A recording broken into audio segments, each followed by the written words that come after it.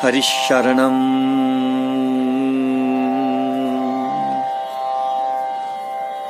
सच्चिदानन्दरूपाय विश्वोत्पत्त्यादिहेतवे तापत्रय विनाशाय श्रीकृष्णाय वयं नुमः।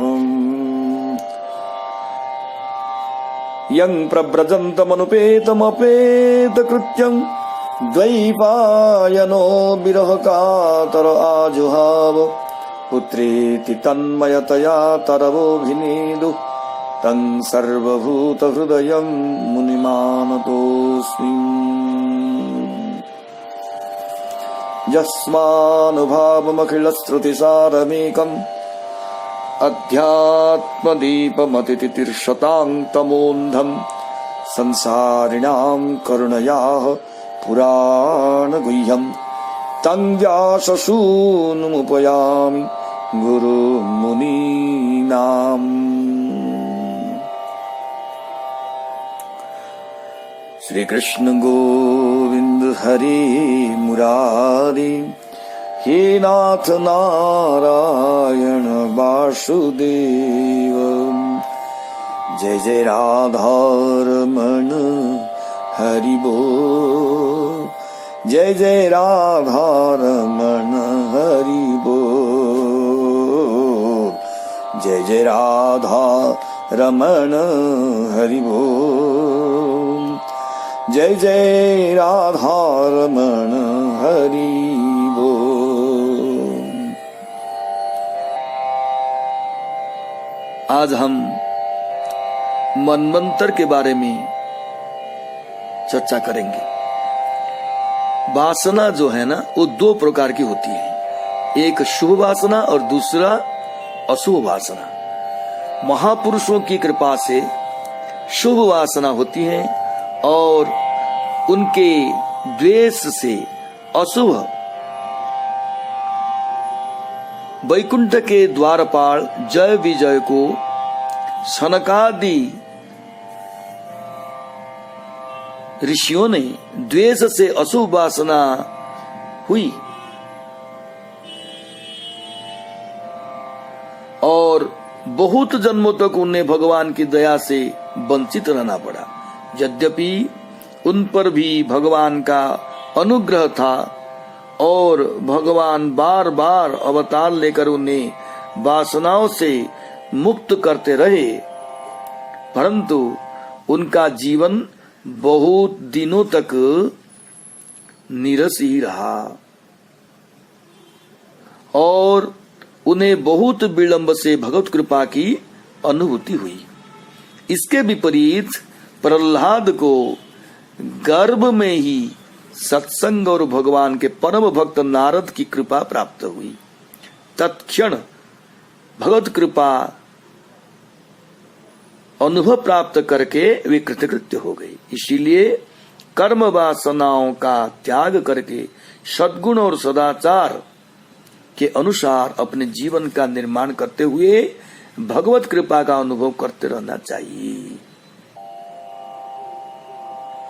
यदि शीघ्र से शीघ्र महापुरुषों की कृपा प्राप्त करके भगवान की अनंत दया का अनुभव न कर लिया जाए तो एक दो जन्म नहीं, एक दो युग नहीं, इतने समय तक संसार में भटकना पड़ेगा कि वर्षों के द्वारा उसका हिसाब नहीं बताया जा सकता है। मनमंत्र भी उसके सामने बहुत थोड़े हैं। भटकने के समय का हिसाब लगाने के लिए मनमंत्र एक साधन है और साथ ही प्रत्येक समय अपने सहायकों के साथ सद्धर्म का पालन और विस्तार करने के लिए कुछ आधिकारिक पुरुष नियुक्त रहते हैं। अतः किसी भी समय धर्म पालन की प्रेरणा प्राप्त हो सकती है। यह सूचित करने के लिए मनमंत्र का वर्णन श्रीमद् भागवत में आता है। कितने वर्षों का एक मनमंत्र होता है, ये एक सवाल है। मनुष्य वर्षों के हिसाब से 43,20,000 वर्षों की एक चतुर्युगी होती है। 71 चतुर्युगी का एक मनमंत्र होता है, 14 मनमंत्र का एक कल्प होता है। यह कल्प ब्रह्मा का एक दिन है। इतनी ही बड़ी उनकी एक रात्रि होती है। इस हिसाब से जब ब्रह्मा 100 वर्ष के हो जाते हैं तब उनकी आयु पूरी हो जाती है।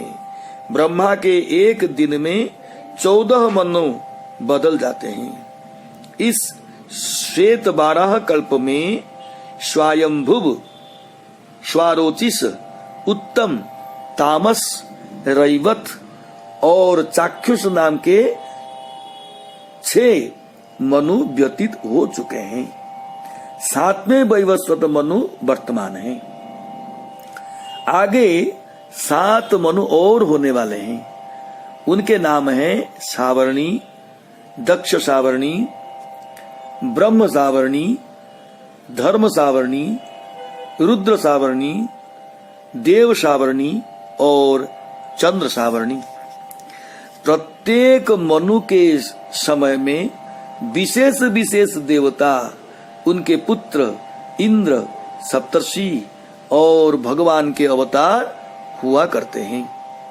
इन सबका वर्णन श्रीमद् भागवत में स्थान स्थान पर आता है। वैवस्वत मनमंत्र में भगवान का वामनावतार मनमंत्रावतार है।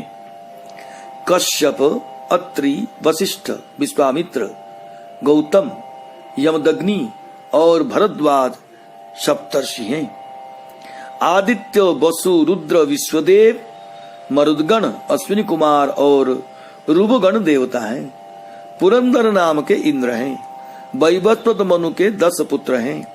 इक्ष्वाकु, नृग, शर्याति, दिष्ट, घृष्ट, करुष, नरिष्यंत, पृषघ्न, नभग और कवि।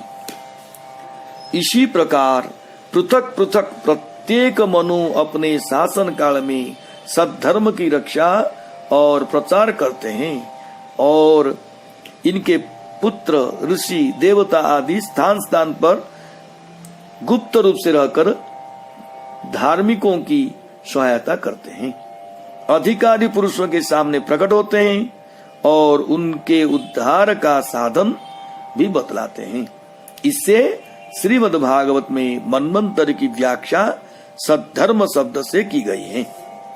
समय की गणना करने की इस महान पद्धति को देखकर बहुत से लोग चकरा जाते हैं और वे ऐसा मान बैठते हैं कि इतना समय हुआ नहीं है, परंतु समय के संबंध में इतनी विशाल कल्पना कर ली गई है।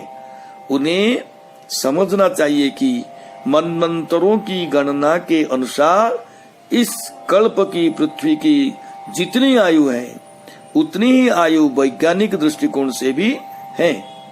इस कल्प के 14 मनमंत्रों में से 7वां मनमंत्र चल रहा है, जो कि पृथ्वी की तहों और परतों की जांच से भी ठीक सिद्ध होता है।